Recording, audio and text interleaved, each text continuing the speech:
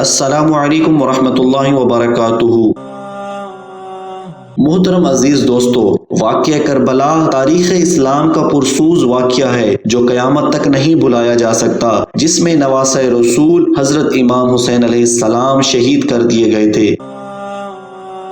یزید کے لیے سب سے بڑا خطرہ اللہ اور اس کے رسول صلی اللہ علیہ وآلہ وسلم اور دین اسلام پر ڈٹ جانے والے حضرت امام حسین علیہ السلام تھے، جنہوں نے اپنے نانا کے حق پر مر مٹنے اور اسے بچانے کی قسم کھا رکھی تھی۔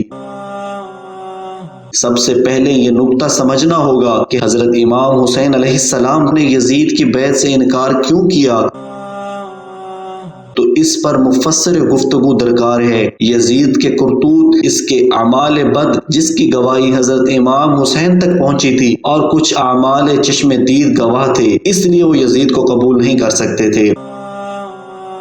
حضرت امام حسین نے بیعت یزیدی سے انکار کرتے ہوئے کہا، اے لوگو، میں بیعت یزیدی سے انکار اس لیے کر رہا ہوں کہ میرے جیسا شخص اس جیسے شخص کی بیعت نہیں کر سکتا۔ اگر امام حسین یزید کی بیعت کر لیتے تو قیامت تک ظلم اور جبر کے ساتھ مفاہمت کو سند جواز مل جاتا۔ لوگ کہتے کہ جب نواسۂ رسول نے یزید کے ظلم، جبر اور زیادتی کے باوجود اس کو قبول کر لیا ہے، جس کو گھٹی رسول نے دی تھی، جس کے کان میں اذان رقامت رسول نے کہی تھی، جس کو اپنا لعاب حضور منہ میں دیتے تھے، جو حضور کے کندھوں پر کھیلتا رہا، حضور کے سینے پر بیٹھتا رہا اور حضور کی آغوش میں پلتا رہا، حضور نے جس کی تربیت کی اور جس کو دنیا میں اپنے 2 پھول میں سے ایک پھول قرار دیا، جس کو اپنا بیٹا قرار دیا۔ جب فرزند رسول ظلم سے مفاہمت کر لیتا ہے، جبر سے مفاہمت کر لیتا ہے، تو کیا قیامت تک کوئی ظلم و جبر کے خلاف کھڑا ہو پاتا؟ ایسا رستہ کھلتا جو کبھی بند ہونے کا نام ہی نہ لے پاتا۔ تو حضرت امام حسین علیہ السلام نے کہا، میرے جیسا شخص تیرے جیسے شخص کی بیعت کر ہی نہیں سکتا۔ کربلا میں جو کچھ ہوتا دکھائی دے رہا تھا وہ امام حسین کی نظروں سے پوشیدہ نہیں تھا۔ وہ دیکھ رہے تھے کہ کیا ہونے والا ہے۔ نواسۂ رسول حضرت امام حسین کے معرکہ کربلا میں حق پر ہونے کی ایک واضح دلیل یہ بھی تھی کہ مدینہ سے میدان کربلا تک آپ کے ساتھ قافلے میں جتنے لوگ بھی شامل تھے، ان میں ایک واحد شخص نے بھی شہادت تک آپ کا ساتھ نہ چھوڑا تھا۔ باوجود اس کے کہ اس سخت اور مشکل سفر میں اپنے ساتھیوں کو جگہ جگہ امام حسین علیہ السلام فرمایا کرتے کہ ہم موت کی طرف بڑھ رہے ہیں۔ روایت میں ہے کہ جب قافلہ حسینی نے ایک مقام پر پڑاؤ ڈالا تو آپ نے چراغ بجھا دینے کا حکم دیا اور لوگوں کو یہ اجازت دے دی کہ جسے اب بھی واپس جانا ہے وہ جا سکتا ہے۔ مجھے اس شخص سے کوئی شکوہ نہیں اور نہ ہی روز آخرت اس سے سوال کروں گا۔ مگر امام حسین علیہ السلام کے ان 72 باوفا ساتھیوں میں سے ایک نے بھی آپ کا ساتھ نہ چھوڑا۔ امام مظلوم کا یہ قافلہ اس لمبے سفر میں جہاں جہاں رکتا، آپ وہاں خطبہ ارشاد فرماتے تھے۔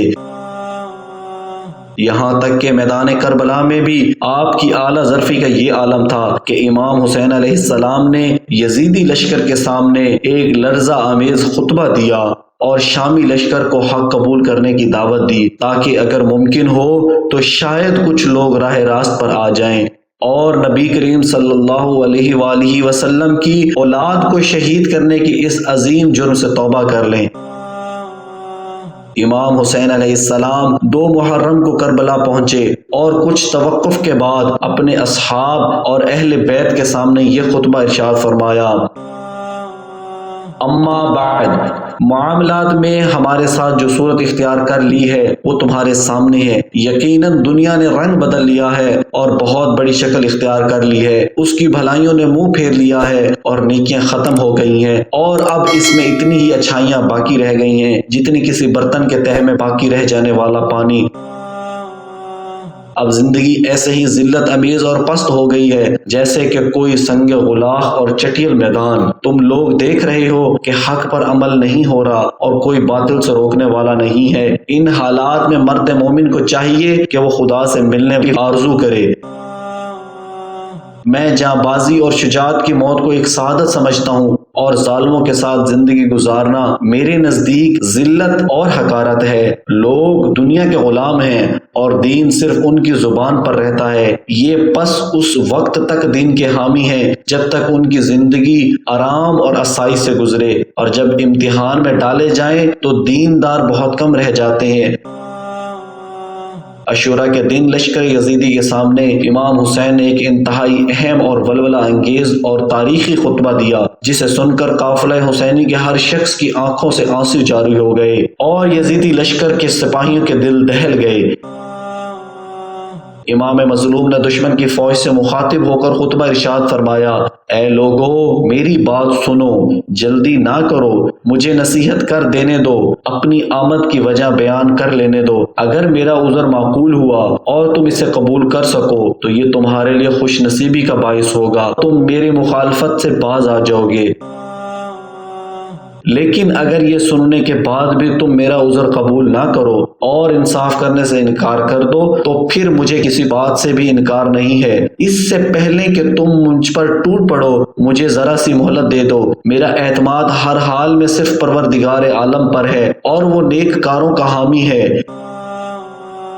اے لوگو میرا حسب و نسب یاد کرو، سوچو میں کون ہوں، پھر اپنے گریبان میں منہ ڈالو اور اپنے ضمیروں کا محاسبہ کرو۔ خوب غور کرو، کیا تمہارے لیے میرا قتل کرنا اور میری حرمت توڑنا رواں ہے؟ کیا میں تمہارے نبی کی بیٹی کا بیٹا نہیں ہوں؟ کیا حضرت حمزہ میرے باپ کے چچا نہیں تھے؟ کیا جعفر میرے چچا نہیں ہے؟ کیا تم نے رسول اللہ کا یہ فرمان نہیں سنا جو آپ صلی اللہ علیہ وآلہ وسلم میرے اور میرے بھائی کے بارے میں فرمایا کرتے تھے کہ یہ جنت میں نوجوانوں کے سردار ہیں؟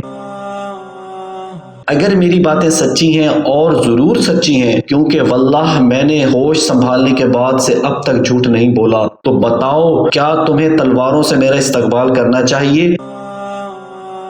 اگر میری بات کا یقین نہیں کرتے تو تم برہنہ تصدیق کر سکتے ہو۔ جابر بن عبداللہ سے پوچھو، زید بن ارقم سے پوچھو، انس بن مالک سے پوچھ لو، ابو سعید خدری سے پوچھ لو، وہ تمہیں بتائیں گے کہ انہوں نے میرے اور میرے بھائی حضرت حسن کے بارے میں رسول اللہ صلی اللہ علیہ وآلہ وسلم کو یہ فرماتے سنا یا نہیں۔ کیا یہ بات بھی تمہیں میرا خون بہانے سے نہیں روکتی؟ اگر ان باتوں میں کوئی شک ہے تو کیا اس میں بھی کوئی شک و تردید ہے کہ میں تمہارے پیغمبر کی بیٹی کا بیٹا ہوں؟ خدا کی قسم مشرق و مغرب کے درمیان پیغمبر کی بیٹی کا فرزند میرے علاوہ کوئی نہیں ہے۔ کیا میں نے کسی کو قتل کیا کہ اس کے خون کا بدلہ مجھ سے لے رہے ہو، یا کسی کا مال اٹھایا، یا کسی زخم کا قصاص مجھ سے چاہتے ہو؟ خدا کی قسم ایسا ہرگز نہیں ہوگا کہ میں ذلت کا ہاتھ تھام لوں اور میں غلاموں کی طرح بھاگ جاؤں۔ اے بندگان خدا، میں تمہارے اور اپنے پروردگار کی پناہ مانگتا ہوں اور اس سرکشی شخص سے جو روز جزا پر ایمان نہیں رکھتا۔